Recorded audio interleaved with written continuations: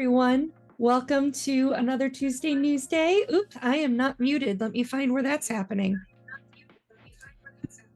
There it is. Okay. Sorry about that. Hi, Randall. Hi, How are you? I'm doing awesome. I just Fantastic. had you on Tuesday Newsday, the one before this past one, Yeah. for Gen Con, and we announced my hero. No, that was that was super fun. It also And was crazy because like you're right in the middle of setting up the hall. You're sprinting back, hot and sweaty, trying to not look quite so hot and sweaty. yeah, Do that I and think I head wore back to the four hall. shirts that day. Yeah, yeah. Oh, that's the build hall, man. Yeah, it's That's they don't turn the AC on until convention day, so Thursday. So all the setup Monday through Wednesday, it's just awful in there. hot, sweaty, dirty. Yep. It's bad. Yep. Well, we didn't have enough talk about MHA, so we're back to do some more. Yep.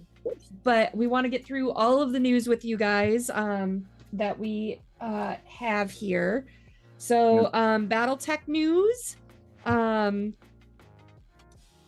think might have mentioned last week, or I think Lauren mentioned last week. So, the Gothic boxes are in transit to our warehouse. So we're thinking that they're going to get there by pretty for an August or an October 1st launch is our tentative right now. If it gets there early, we may be able to move it up. If it doesn't, we'll have to get an October street date for that. I think the Atlases sold out before at Gen Con, right? The C scale, those we actually flew in. Yeah. And so those will be out late. Those will be out probably a month or two after the actual box set. But yes, that's Okay. Gen Con. We also flew in more boxes than we had more boxes of Gothic than any BattleTech box set that we've ever released before by a good margin, and came within a hair's breadth of selling it all out. Yeah, we had 6 left, I think, was the total record setting. It was awesome. And then that gigantic 16-foot by 16-foot Gothic banner that just dominated the hall. Like, it was awesome. Great experience. I teased with you at Gen Con that because we end up with all of these giant banners, we should like raffle them off for people to decorate like the side of a house with, because they're so big. Cool. Yeah, because a lot of these banners just then sit in our storage after years. We only use them for a year, 2, maybe 3 at the most.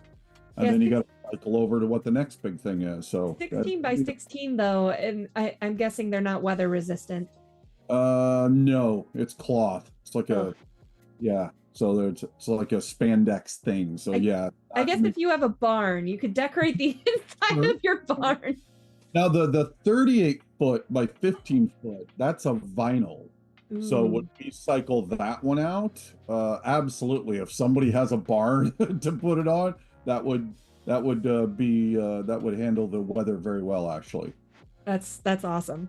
Or a multi-story house that has a flat side and you know no windows on it. Yeah. Or it would be great if your window lined up with the cockpit. Oh, the Met cockpit, and you slice that out. That'd be pretty epic. Put your desk in front of that. In my house, that's cool. It's no longer up for raffle because because Randall wants it now. That's right, because I'm just taking it. Sorry, guys. Awesome. And then with Gothic releasing late September, early October, Aces is, I think we're slated for the end of November currently, correct? I have a box in my hand. Oh, that's very nice upside down. Is it?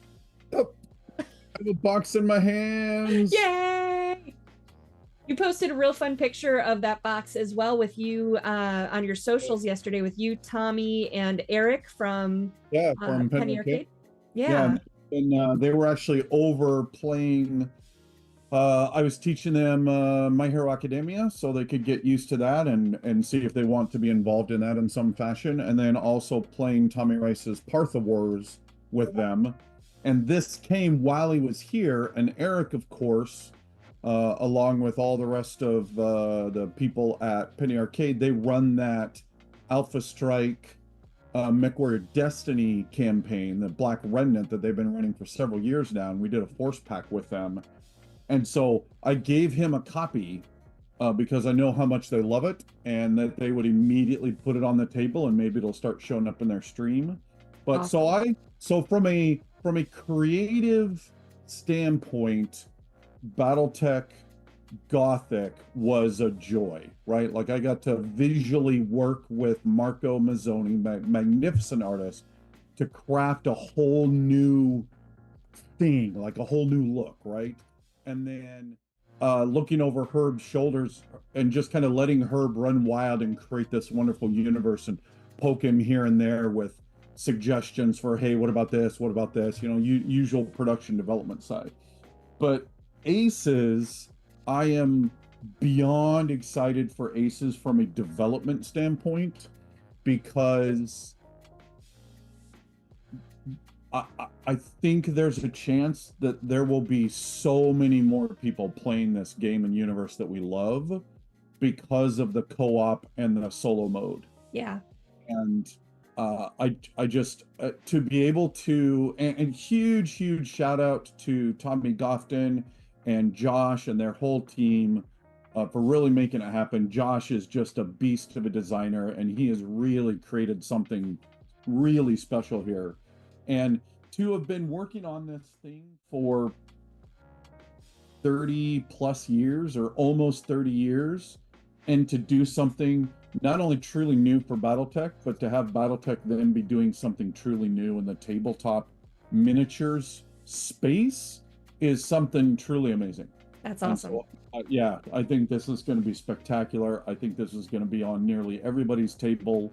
And this and this is for Alpha Strike, but we're already starting to work on classic rules.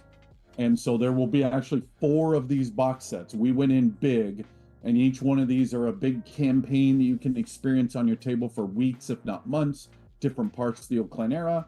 And then we absolutely will be working on classic rules to follow up. Cool. So yeah, this is just amazing, awesome stuff we got coming for BattleTech. And then I believe the other October release is Technical Readout 3025 Commemorative. Yes, that was incredibly awesome. It's just a year of awesome, right? To be able to Ray came to me at the beginning of the year with this crazy idea of, 1,000 years in the future from right now, within BattleTech's future, is when 3025 published.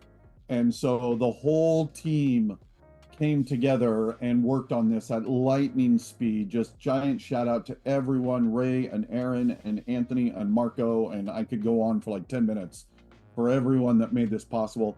And then I actually, for the first time, actually got to meet Dwayne Luce. Dwayne Luce was the very first original artist for BattleTech. All of the original 3025 art he did, as well as immense amounts of other art. And the original 3025, not only, if you were there, if you're nice and old like me and you were there at that time, not only was that the book you read until the cover fell off and then you went and got another one and did it again, but it really set a bar in our entire hobby for how amazing a book could be. And so to be able to meet him, to be able to work with him to build there's like an 8 or 10 page expose in the back. So basically we rebuilt the text from the original 3025 exactly as it was. It's all new art. And then in the back, there is an addendum of various things. And one of them is like an 8 or 10 page expose about Dwayne, about like what this art meant, what BattleTech meant. Oh, cool. Yeah, right. Just really amazing. So anyone that's been, I mean, it's a great looking book if you're brand new and want to check it out. But for those that have been around a while, it's just a really giant love letter for all of us, for BattleTech and the community. That's it's really cool watching you get to geek out, seeing people that geek out from meeting you who've worked for 30 years on BattleTech. Yeah. And then, BattleTech's another 8 years older, or 10 years, 11 years older than that. Yeah. And seeing you geek out about some of those people that you never had the opportunity to work with is so Yeah, it cool. was actually really cool because Dwayne was like, "Wow, I'm actually really excited to meet you." And I'm like, "What are you talking about? You're Dwayne Luce, right?" So it was, but no, he's been following us all these years. You know, he's a teacher and he's taught for years and years and created wonderful, hundreds, if not maybe even thousands of additional artists over the years. But he still follows battletech because, man, when battletech gets his fingers in you, it never lets go. That's And awesome. so, peeking over the shoulder and seeing what we're doing, and he was excited, we're excited, and hopefully the fans will love what we did. And then also, so I met with Talon on Friday, and we took a look at the rest of this year, and tentatively, we're looking at, for along with Aces in November, doing Force Manual Mercenaries. Yep. And then in December, we'd be looking at the House Karita Ranger Lance Force Pack and the House Karita Command Lance Force Pack. Does that sound right? Yeah. Yep. So Cool. we did the 2 Davian packs, and were the first faction specific packs that really focus in on the mechs that everyone instantly thinks of as, oh, those are Davian. Both out of some of the technical readouts, also out of the field manual series, and so then Kurita is the same thing. It would have been out a while ago, but once again, like, as I say, uh, uh, people have asked if Gothic messed things up in our schedule, and I can't say enough how hard we worked to keep Anthony's team out of this process. We created a whole other process to keep that off that plate. But what really was Aces. The Aces boxes themselves blew the schedule up. And then when we decided to do the 3025 book, that blew the schedule up. But I'm hoping once everyone has it in their hands, they'll be like, oh my gosh, this was totally worth it. And so now we're getting back to it. We've got those 2 faction packs coming out. The first of the Clan Wolf packs is just about ready to wrap up and head to production. So lots of so many minis still to do. I feel like last year's book that blew things up was Universe, and then this year's is 3025. Yeah. What's next year's? I'm sure it'll be something. We just come up with these cool ideas, and it's hard to say no when it's a really cool idea. I mean, Cool. that was our streaming. When Lauren calls up and says, I was only like 2 weeks before Gen Con. I know we don't like to start a new thing in July, and then it was just too cool a thing not to do. So Awesome. Yeah, lots of great stuff. And for those interested, even though this, you don't even have your Aces box set in hands yet, the second box is all developed. Playtesting is all done. Most of the writing is done and is in editing, and the 3D model work will be done probably by the start of October. And so that by the end of the year, that entire box set will be into production as well. That's and awesome. So spring or summer next year. So we pushed hard on that, and it's just going to be a fantastic experience on everybody's tables. I'm excited to see the painting that comes out of the Gothic box and what comes with that. I've got my painted mechs here, including the Star League ones, because those are the ones that I use then when I play. Absolutely. That's what I love about Gothic, is that the aesthetics aren't for everyone. That's awesome. No worries. It's a couple of items, then we're done. We're moving on to the next one, and maybe the next Continuum box you will be interested in. But we've had so many comments about, oh my gosh, this is a cool Solaris set. This is a cool pirate set. There's so many ways to craft it and insert it into your game in a normal Battletech game. It's just awesome. Well, I have to hear it from you now, because last week we heard it from Lauren that it's done well enough, and we've gotten enough requests that already we are looking at abominations. Yeah, but so in my mind, I always knew that was going to happen. So when we talked about, oh, it's going to be 1 box, I always knew it would probably be 4 or 5 total items. So box set, the C scale, the salvage box. Now the C scale is new. We kind of did that with the Timberwolf in the Mercenary set, so that's a relatively new thing. I know But as my Timberwolf needs his friend. exactly. But as of now, when we do a new box, it's almost a guaranteed, and it's a big thing. It's almost guaranteed there will be a salvage box. So I almost don't even count that as an item. And then the moment I saw Marco's amazing abominations, I'm like, I know people are going to want this. And That's so we had awesome. already been working on that. And so, yes, at the end of the day, it'll end up being 5 items. But in the scope of what we produce for Battletech, that's just really not that big a deal. And then we'll Right. be moving on to the next thing. Well, and like you said, you had the separate team away from Anthony's team Absolutely. developing. Absolutely. It's a whole other thing. Anthony hardly even touched it. I believe there were a few times when Marco went to Anthony to ask for, hey, I need your advice on X, Y, or Z type of thing. But Anthony barely even touched it. In fact, he commented that yes, it was the right move, but he actually wanted to be a little involved, right? Like it's Aw, because he loves it. He loves the look of it, you know. And so we already talked about one of the future ones we're doing is anime. And he's like, you will not do this box without me, which, you know, I totally understand because it's anime. And so then we got to figure out, okay, we got to plan far enough in ahead that he can be involved because we want him involved, but it still won't impact the full line of Battletech. So fair. yeah, lots of great stuff. Well, let's move on to Shadowrun. So the big news for Shadowrun is that next week, I think it's a week from today, actually, is the launch of Shadowrun Anarchy 2.0. Yeah, sweet. I'm so Yeah, excited. I was part of the development team on the first Anarchy, so it's just I love that it's done well enough and people enjoy it enough that a second edition gets to be done. Yeah. That's fantastic. For those of you who haven't watched the Gen Con streams, we did an actual play with B. Dave Walters, Thorneye, and Tommy Rice, as well as Tyler and Amber Bell for Anarchy 2.0. So you can see the rules there. I've been editing the Gen Con streams to release like one a day, and I'm moving up the Anarchy one because it's end of day Friday, and I just started on the Friday edits. So I'm moving that one up so that we can do some promo for it in tandem with the launch of Anarchy next week. But I'm super excited for it. I love that cover art. Like that's the art piece that I want to put up somewhere here.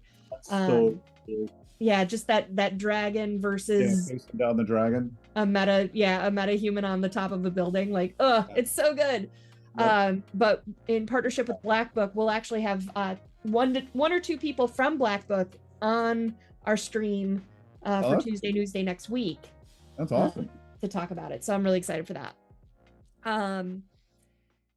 Otherwise, we've also got Risks and Rewards is due out. We've got Deus Ex Arcana that's coming out. We should be able to get as well the new Bullet Dice and the Lone Star t-shirt from Gen Con up on the Catalyst store as well. So keep an eye out for those. In the next month or so, yeah, absolutely. And then dovetailing into RPGs, as well, I know that we just got an update in the director's call that everything's written for Frostpunk. It's just getting through editing. So then it should be in production, and we should be looking toward manufacturing and then getting a timeline toward fulfillment. Yep. Voltron, are we still waiting for NBC approvals on some stuff there? Well, technically, it's also 11-bit approvals as well. It's all the licenses waiting on approvals. Licensees. Yeah. It is the nature of it. We love being able to work in these properties that are amazing and that are fantastic, but it means a lot of hoops to jump through. Sometimes it'll move really fast, and sometimes we won't hear back in 6 weeks, and it's like, please. But no, I think it's looking very good that both Voltron RPGs as well as the Voltron card game and then the 2 Voltron books will all be able to head to print around the end of the year or so, and for heading into release next year sometime. So pretty excited to finally see that. Awesome. Leviathans Um, oh, also just on RPGs too, we did sell at Gen Con the Kung Fu Panda RPG, and so that should be available through PDF through our store soon too. Yeah, yeah, that was very fun to see that go out the door. Leviathans, I know it's fulfilling. I've been seeing stuff drip through with people saying that they got their tracking or or got their packages. Tyler just got back from vacation today, so I know we want to follow up with platforms to see how fulfillment is going. I'd like to know like what percentage we're at for domestic fulfillment. And then we're actually meeting after this to talk about how things are moving, where things are for international as well. So we should have a backer update for Leviathan soon based on that. Yep, that's fantastic. Board games, Quincy's Taverns board game, Guardians of the Four Winds, did very well at Gen Con. I actually have my little envelope from Quincy autographed. I haven't, the little wax seal did open on its own in travel, so I guess I wasn't gonna open it, but well, to be clear, it is an actual wax seal. it is a careful use of a lighter, and you could seal that right back up. Awesome. If you wanted to keep it sealed. And then that's the coin that comes in it with a nice little seal on the back too. Yep. And then a little card from Quincy that comes in that as well. So that's my first time opening it. Well, I'm real excited. So this is gonna probably go up on my wall somewhere. Yeah. Well, you got to play some games with Quincy, right? Yeah. Well, I didn't get to play games with Quincy. Mike got to play board games, and then he got to play Kung Fu Panda with Jason and Thor and August, who's one of the writers. Very cool. So just an incredibly nice guy. Yeah, just a lot of fun. So I'm excited to do more with them. I know there were a couple people at Gen Con, like Beth the Bard didn't get to play Shadowrun. She was really excited about Kung Fu Panda, and so was B. Dave Walters. So we're gonna do a virtual game, I think, too. Oh, so, very cool. But we'll definitely be playing more with Quincy. So Guardians of the Four Winds did very well. Do you have any updates for us on Partha Wars? Partha Wars, there's actually parthawars.com. So for anyone that's interested, that is Tommy Rice. That is his universe and his game that we're going to be doing. He has novels that have been written. He originally released the first novel a little while ago. It's been re-edited and reworked on and re-prepped as part of this whole launch. You can go up to the website. There's a ton of lore and art. You can grab the quick start rules and dive into playing that in an open beta. We'll be doing that pretty much across the next 9 to 12 months. We're kind of actually, for those that follow the tabletop miniature side of gaming, there was a game called Trench Crusade that had a magnificent, huge Kickstarter, a crazy amount of excitement from a huge community. And they spent like 18 months of open beta, building a community. They built towards that as opposed to, here we're doing this thing and let's jump out. And so we really loved that grassroots style and decided to go the same route. And so that's up there. You can go up right now, check it out, look at all the lore. You can download the rules, put it on your table. When you email in, it will be going straight to Tommy Rice, who is the game designer. Tommy he's a ex NFL player. Back when the Seattle Seahawks had their boom team, he was on that team and some others. He's now a actor and voice actor, and he is in some next year will be in a computer game that I can't really say out loud yet, but it will be one of the biggest on the planet. So that's all going to be super exciting. So yeah, there's lots going on there. Actually, when I had Eric from Penny Arcade over yesterday, one of the games was to introduce him to Tommy, introduce him to Partha Wars, see if they want to be involved in that in some fashion. So lots of cool stuff. But yeah, absolutely, go check it out. Cool. Now what about Runefire? Runefire. So we got at the last possible second, for those that haven't seen it, and it, of course, totally hard to see on this tiny little crappy camera. So we got the ability to contract with Wayne Reynolds, who is one of our industry's finest cover artists and has been doing Paizo covers from the very beginning. Like 20 years now, he's been doing most of their covers. And so when you think of Paizo, you think of Wayne Reynolds. The two are kind of intrinsically linked. And then when Paizo released the remastered rule set, started releasing that 2 years ago, they did something I had never seen before, which is you have the regular full color cover, and then they did special covers that were detailed line drawings of those covers, and they look fantastic. I actually have all those covers. The color covers are great. You know, they're the usual quality that he provides, but there's something about that line drawing against the white background that just really made it different. And so we wanted to be able to do the exact same thing. And so this sample that we had made up for Gen Con came in, I think the art came in like 5 or 6 days before Gen Con. So it was breakneck speed to get that done. And then right now we are, the game is all designed. You know, everything's built for the core box as well as most of the first couple of expansions. Really the slowdown has been that Paizo's team were incredibly gracious and really ambitious in wanting to invite us into the main stage. They're like, we want you to be up in the land of Rissia, and we want you to be fighting the Rune Lords in our biggest stage, which was unbelievable that they would be willing to let outsiders come in and step onto that sandbox with them. But that has proved complicated then, because they're in the process of writing their story, and then we are writing the biggest, you know, if anyone has played Dragonfire, which was our Dungeons and Dragons version of this game, if anyone's played that before, this is probably 50% bigger in fiction, in the campaigns. We kind of fell in love with the setting and the fiction and went nuts as we normally do.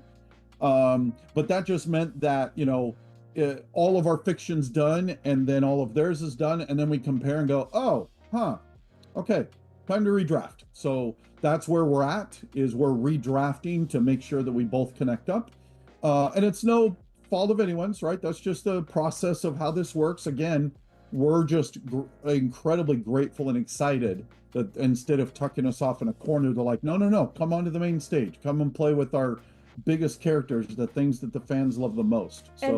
And to promote our partners, Paizo has a Kickstarter that's launching in September, right? Yes. They're, oh, dang it, what was the name of that? I can go look them up. Try and look it up. Yeah, it's their board game for Pathfinder. And so, yeah, if you are a Pathfinder fan in any way, shape, or form, absolutely, please check that out with them. As I'm looking that up too, you have an update, I believe. We haven't put this anywhere yet, but we have official dates for Runefire, the Kickstarter. We do. It will be in February. Wahoo! Oh my gosh, yes, we're so excited. And again, you know, it's for us, it's not that big a deal that we're pushing back. That's fine. This is simply the nature of, you know, two companies working together and the world constantly throwing curveballs at us. But Gen Con, we were able to look at everyone's schedules and lock down that February for that. So over the next few months, we'll continue to put out our dev blogs as we talk about the game. And then, you know, towards the end of the year and then heading into the first year, we'll really start ramping up the excitement for that. So we're having difficulty finding their project right now. I did the same thing. I'm like, I can't quite remember. Yeah, I typed in Paizo because you can look for creators. But it's wanting to give me lots of people that are not Paizo.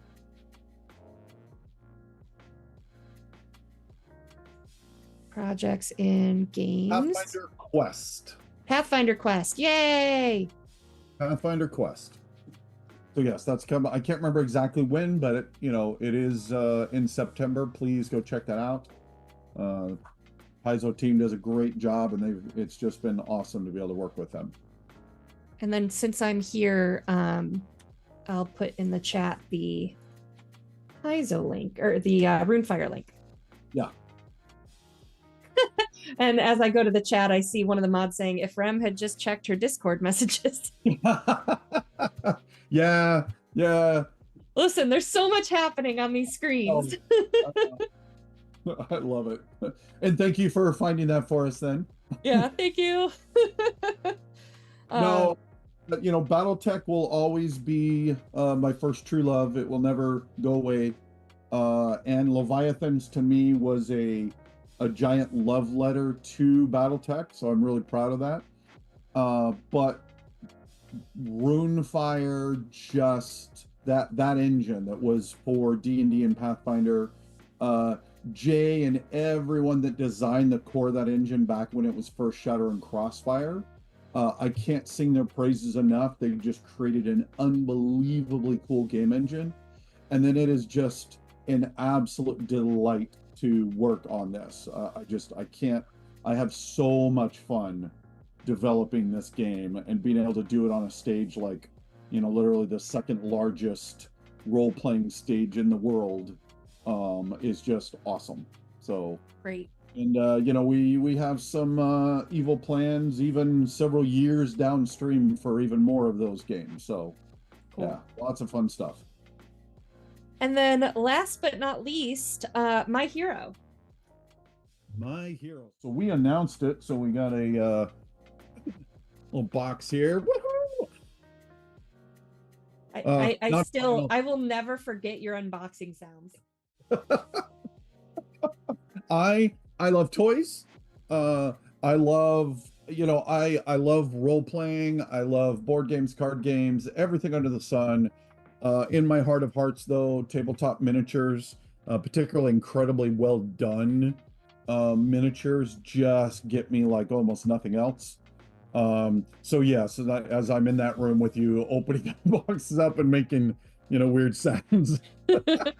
Now, to be fair, like I'm opposite. I'm all role-playing games and stuff like that. And when I saw these minis, like they really are beautiful. They are. Of course, you can't possibly see it well because crappy mini, but these are just stunning models. Yeah.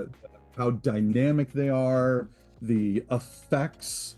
The coloring in the effects, like if you look carefully at Bakugo's explosions off of his hands, the colors, like the way that they change through the colored plastic, like so Leah is our manufacturer. They've done all the battletech with us, and I immediately knew that they would be the ones that we would go for My Hero Academia, because they would consider it a challenge as well and want to push it as hard as possible. Our very ambitious goal is when these come out, they will be the finest pre-painted models that have ever been put out in our hobby. And looking at these samples, I think we might be able to pull it off. That's awesome. Even if you never played the game, even if you could care less about the game, if you are a My Hero Academia fan, you will want some of these models, if not maybe all these models, on your shelf, because they're just fabulous collectible, almost statues of your favorite characters. They really are. And even like I started out not having seen MHA when I saw these minis for the first time, and even then I was like, ooh, pretty. Yeah. And then I went to Otaku-thon. Yeah, it's hard not to go ooh, pretty, man. Yeah, and then I went to Otaku-thon the week after Gen Con, and all the vendors that had like statuettes and boxes and stuff like that, I'm like, ours are better. Like they're just prettier. And again, a huge part of that is both the dynamic poses, but it's the almost nobody does those extra plastic effects for their quirks. Yeah. That's what sets these as just a whole other level of awesome. And then like also not being a minis person and not being a primarily minis gamer, when I got to play with you, and you guys can watch it, it's on under the live streams on this channel. It's day 2. It's right after the first hour. We played My Hero together. Or no, it was Saturday, so it was day 3.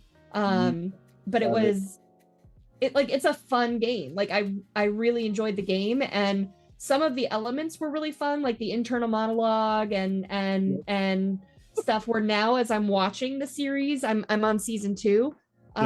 Like there's so much of it, like Deku's analytical monologue. I'm like, oh my god, I see it now. And that's what we were trying to do. So the design. So one, I love that you had that experience, right? Because one of the things that we wanted is that where there's tens of millions, heck, there's probably hundreds of millions of fans of My Hero Academia in the world.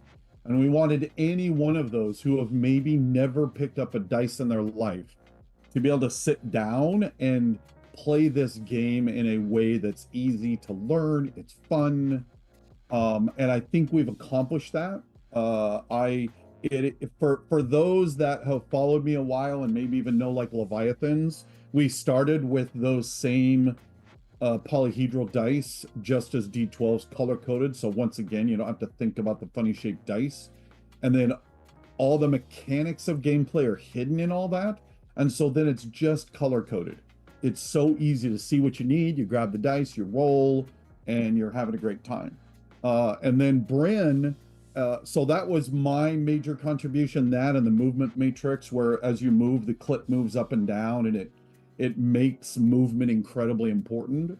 And then Bryn's main design goal is most of the abilities. He was like, I want every character to not only feel, just like you were saying, not only feel like you're watching it, but he really wanted every character to feel like they broke the game.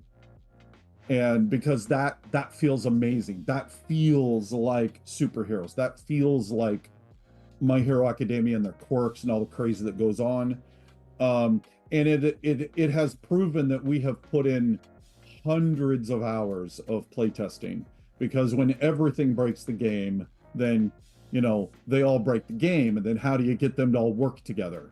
But I remember with Brent when I started out, I love animation in general. I tend to lean far more in the Studio Ghibli crowd. So modern anime often has tropes in it that I don't like that much. And so I fully admit, when I first started with MHA, it was a little bit more like, well, it's kind of awesome that we get to be a part of this, but this isn't really my thing. But two things happen. One, well, when you watch something long enough, and even though My Hero Academia still has some of the tropes that don't do much for me, it has amazing aspects to it. I have absolutely fallen in love with the show. In fact, my youngest son, Kenyon, who's been a part of our playtesting the entire time, we're in season 5 last night. And in our production meeting today, I was a total moron, and I couldn't remember anything because he and I were up ridiculously late. I think we watched 12 or 15 episodes in a row of season 5 because it was just so good. The story was so good. The gut punches were so good. It's a fun show. I definitely there are its flaws. Like everyone is constantly apologizing for just existing. Yep. the self guilt gets to be a lot sometimes. But once you hit season 3 and then season 5, the story arcs are actually phenomenal. Well, and I really like the story arcs. I like that the first half of season 2 is all one day of event, kind of thing. But I almost it's fun to be able to go into MHA having played that game with you first, and seeing the minis, because now it's like, oh man, I didn't realize, because we got to play Deku versus Bakugo, and then we got to do Deko and Uravity versus Bakugo and Ida, and so it's literally in season 1, their first challenge together. We got to do it, and I'm like, I want to go back and like redo play it it again now that I know these characters and like Oh, can lean into their. when we were putting them together, we're like, this has to be it, right? This is what the fans expect. This is what the fans want. And so yeah, it's been. But again, that happened with the show. I did fall in love with the show, but also as with any game design, you reach a point where if it progresses far enough, some game designs crash and burn. It's just not working. You set it aside. You do something else, right? But usually if you get far enough in a game design, you eventually reach a process where it flips over from being work to a joy. And I know it's always work. I'm a huge believer. Like, I really dislike when people use the phrase of, oh, when you love the job you do, you never work a day in your life. No, you work like dogs in this industry. That doesn't change the fact that you can also feel incredibly blessed to be doing this thing you love, right? But there are times when you're working on a game and it's just work, right? It's creative, it's engaging, it's still just work. But then we had a couple of games where it was all starting to click and you were starting to see the crazy combinations that you can do. You were seeing the episodes that you had watched playing out on the table, and that's when the light goes off. You're like, yes, look at what I have done. Fire, right? Awesome. So it hit that moment, and now we're back to kind of the cycle of almost any game design, which is we're nearing the end. We're going to be, for anyone that's interested, we're absolutely going to be doing an open beta here. If I can not have everything else keep throwing stuff on my plate, which never happens. No. Just like for all of us. Hopefully by the end of this week, if not the start of next week, I'll have all the files prepared to then be able to start doing an open beta. So if you're interested and you have not signed up on the BackerKit landing page, we'll basically be emailing everyone on that list to say, hey, if you'd like to play the game, play it. But you do reach a point where you have played it so much that it starts to get a little back into that.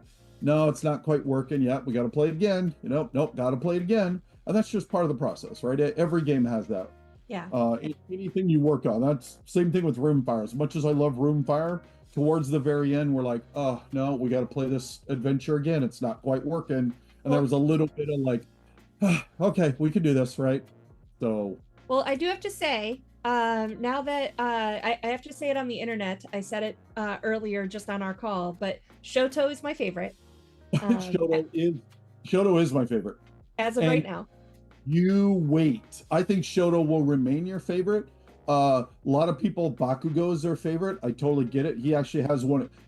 Right now, you won't think that. He actually has one of the better story arcs.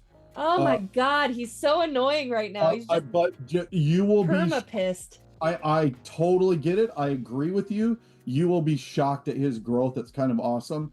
But I'm telling you, last night, Shoto's story arc in season 5 was the most gut punch. Oh, it was super sad and glorious and everything you want of an emotional coaster. Yeah. So good.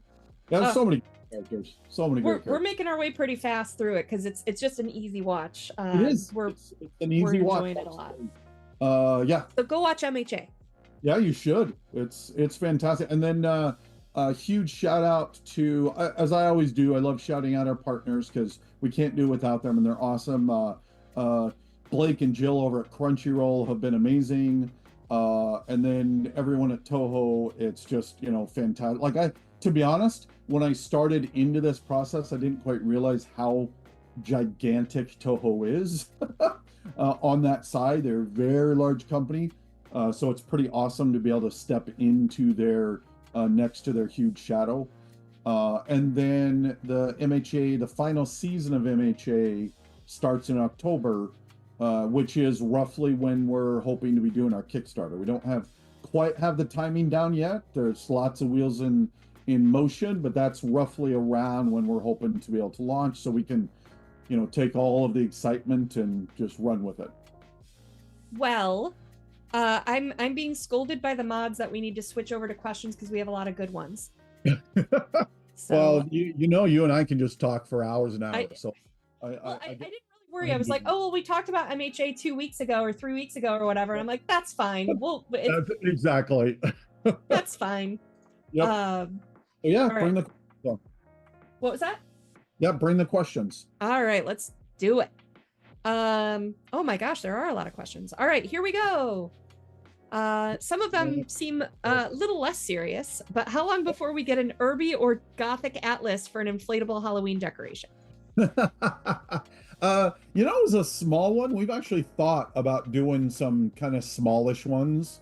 That's absolutely on the list. Usually it's a case of somebody just needs to fall in love with it enough to actually run down and make it happen. But I wouldn't be surprised in the next year or two if something like that happens. For Randall, this is from Andrew Dickinson. Last week's Alpha Strike game had 186 units on the table.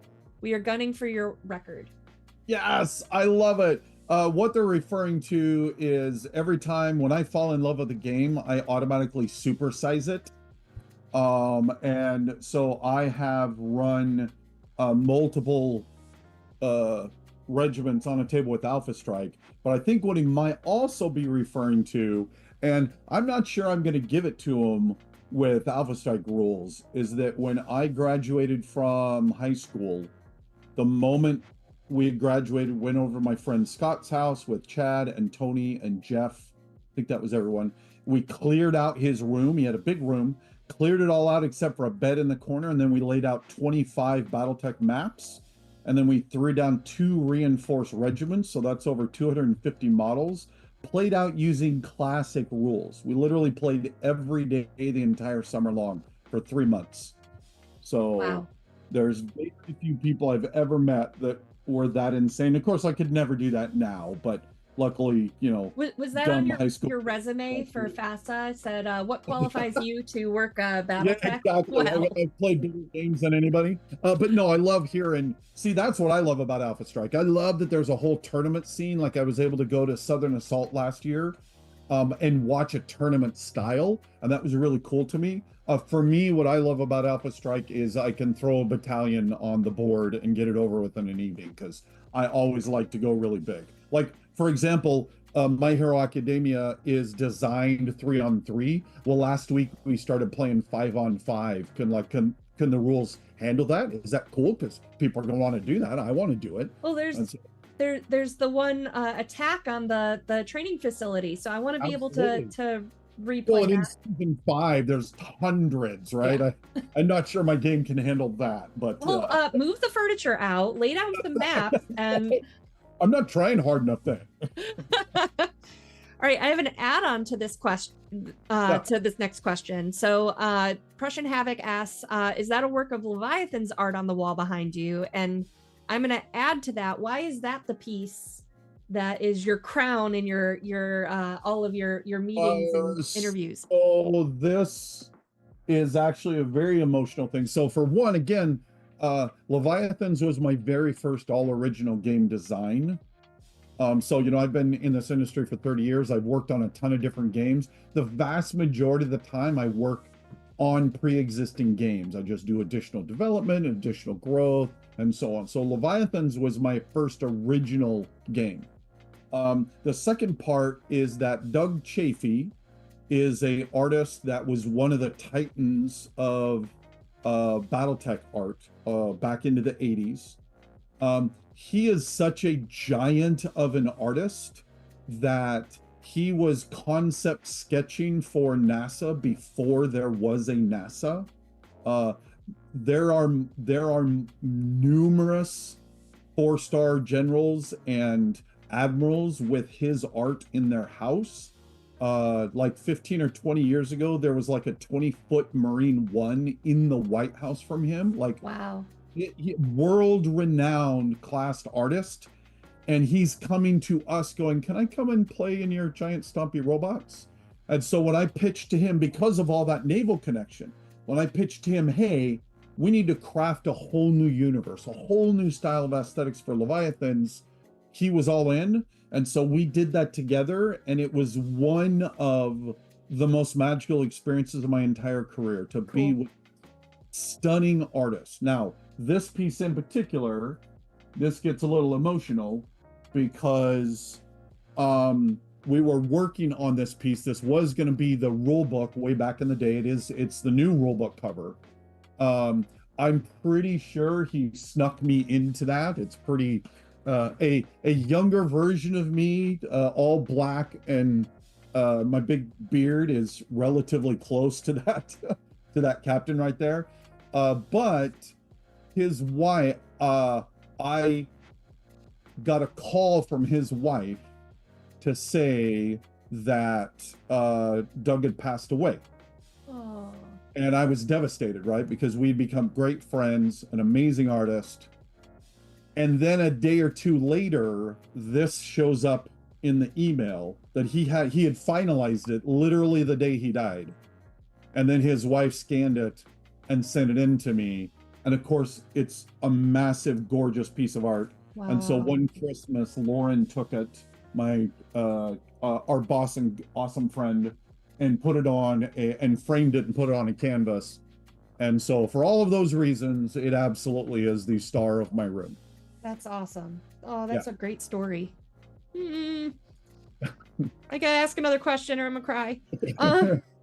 Chris Merwin asks, aerospace Kickstarter or other news about aerospace? Absolutely. So we don't have any news on a Kickstarter, but we absolutely are continuing development on the aerospace game.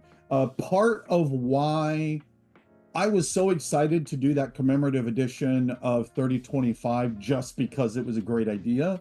But part of why it was so amazing is that we had to redesign all of the aerospace fighters, which means we're already a leg up in that direction.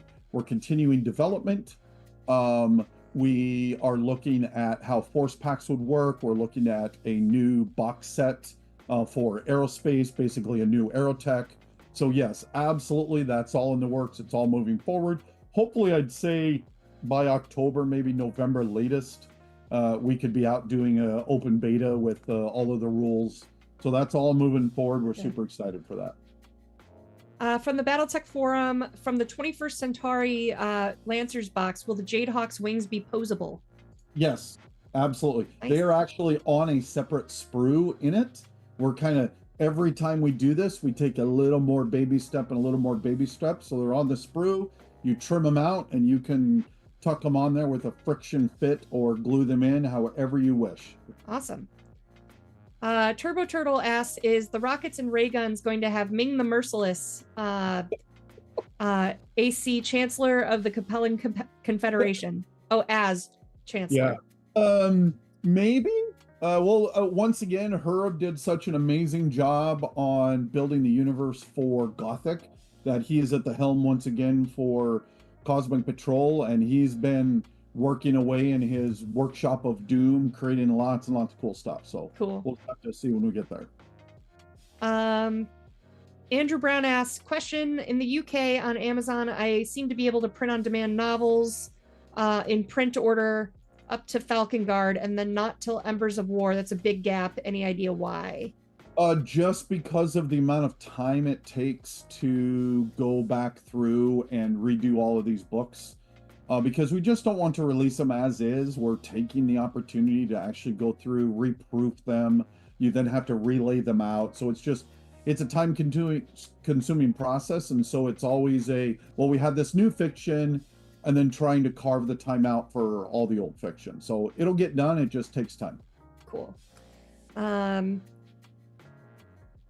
Question from Billy for I'm gonna have you keep this pretty brief because time, and we still have a lot of questions.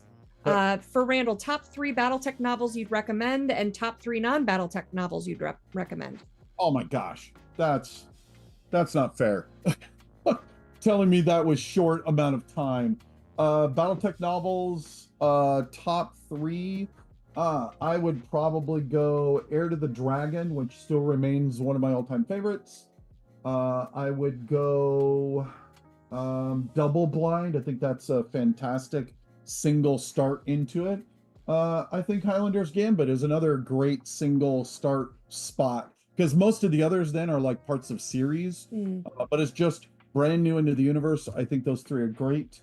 So far as then other novels, just some of my all-time favorite. Dune remains one of my all-time favorite novels. If you want it's hard for me not to get a Brandon Sanderson novel in there because he's become one of my favorite current authors. And so if you haven't tried any of his work, just start with Mistborn. It is part of a trilogy, but it's also, that first book is quite self-contained. I think you can do that really easily.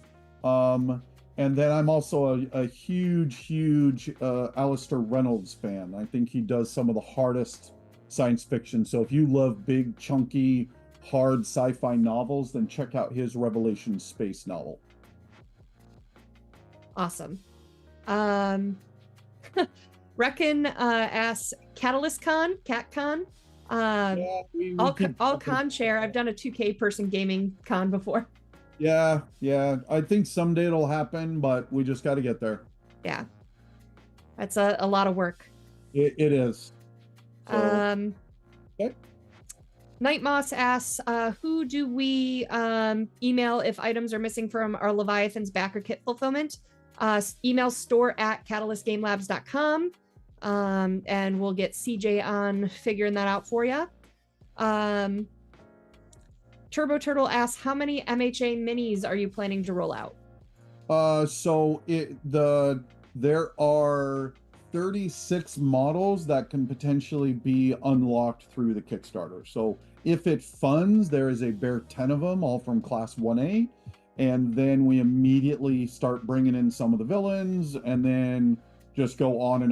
And MHA has hundreds of characters. We could have gone absolutely nuts, had to draw the line somewhere. So it is 36 that could be unlocked. Cool. I like this is from the entire Battletech community, but forwarded by Kalos. Any news on the MUL 2.0?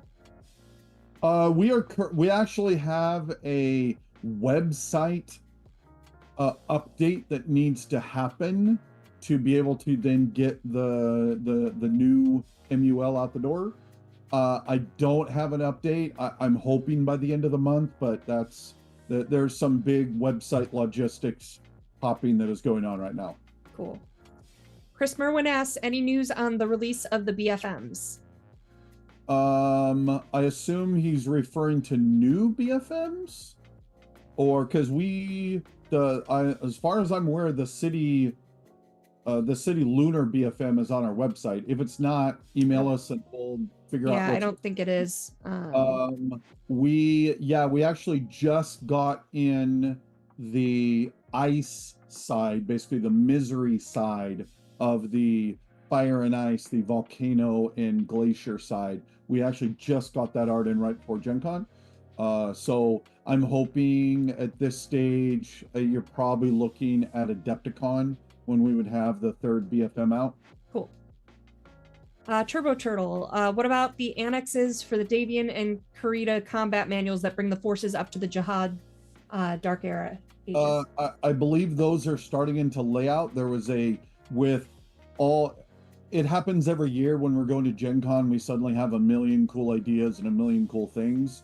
And so layout just got absolutely chock full and stopped that material. And as far as I'm aware, those are starting to move into process of getting laid out. Cool. Andrew Dickinson asks, will the other Battletech alternate universe sets be the same beefy scale? For the minis themselves, yes. Yeah, so it was a hard decision to come to because we understand how important scale is for people. But at the same time, one of the few drawbacks to Battletech is that the scale is smaller, and it means that you don't get the ability to really show off the details and the paint and all that. And because we went kind of crazy with the details for Gothic, we really felt that it just needed to be a little beefier. And I imagine we will use the same beefier scale for all of them. Okay. Star League Battlestar release date. Do you know anything about that? It's not on my list. Well, we flew that in, so okay. That's probably on the water, probably October. Okay. Maybe November. It's certainly by November, but I would say probably around October. I'm writing that down for my next meeting with Talon. Yep. Battle Star. Okay. Billy, will any Aces boxes have more than 2 new mechs, or will it stick to 2 new, 5 variants, 2 vehicles? Sorry, the what boxes? Aces. Oh, sorry, Aces. Yeah, the new ones will stick to 2 brand new whatever it is. So for the first Aces, it was 1 new mech, 2 new vehicles, and then the other 6 mechs were alternates. So yeah, we will be sticking to that, but we're trying to like push boundaries and really get out the cool variants. For example, in the Bane 3, which is the insane missile boat, I think that mini alone is going to be a chase figure for some people. And so yeah, that's still the process we're looking at, but we are hoping that as we're doing that, we'll be able to get some of these really good fan favorite variants out. Cool. All right, I'm going to do 2 more questions because we're at 5 now. Mahi Mahi asks, will we be able to purchase additional Gothic decals somewhere? And was the C-Scale Atlas supposed to have some decals included, or did mine get missed? No, there are no C-Scale decals. The decals that are in the base box set, the large sets should work on, because there was a whole series of sizes in that. They should work on the C-Scale though. Currently we have no plans for getting those decals anywhere else though, just in the box. Cool. And then Lev's question from Night Moss, any chance there might be Leviathan's product at Gamehole Con? I know it's more RPG focused. If fulfillment is done by then, it should be. Then we'd bring some, like a little bit, like the core box and maybe a couple of products. But we only brought a couple of battletech things last year. We're going to bring a little bit more this year. But it just depends on fulfillment and where we're at. So I'd say right now, as of right now, there's a good chance of it. But I don't want to promise and not deliver. So awesome. Well, thank you guys so much. Thank you, Randall. You always make this easy. I love coming on. awesome. Great. I'll see you in 2 weeks. I would say talk about cool geeky stuff. Oh darn. Yeah. Well, and I love all the stories and stuff. And I mean, I could ask you a million questions just on what's behind you. So yeah, it is. Well, we'll have to do that. Get me on a couple more times, and then have one of them be what's this. And then do a tour, yeah, like of the game cave. Well, and here I'm gonna do this carefully so I don't do the, it's my cave, and so I've got a whole giant. Wow. Holy crap. There's a story everywhere about almost everything in my office. That's so cool. That is. But I've been building this for almost my whole life, so. That's impressive. When I saw that room last, you were not moved in yet. Oh yeah, no. I remember walking in though and immediately going, "Oh, this is going to be the best office gaming room I've ever had in my life." Yay! Awesome. Yep. All right. Well, thank you guys for being here too. We'll be back next week with Black Book editions from France to talk about Anarchy 2.0. Don't forget to follow the Shadowrun Anarchy project on Kickstarter because it's launching next week. But thank you all for being here, and we'll see you next time. Thank you all. Bye.